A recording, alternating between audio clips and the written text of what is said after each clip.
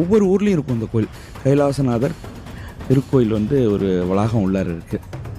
இது நேரடியாக நம்ம காஞ்சிபுரத்தில் பார்க்கக்கூடிய அந்த கைலாசநாதர் கோயில் இருக்கிறதில்ல, அது போலவே அதற்கு இணையான ஒரு கோயில் வந்து இதற்குள்ளார இருக்குது. நிறைய பேர் இந்த கோயிலுக்கு வந்திருப்பாங்க. இந்த கோயிலோட முக்கியத்துவங்கள் நிறைய தெரிஞ்சிருக்கும்.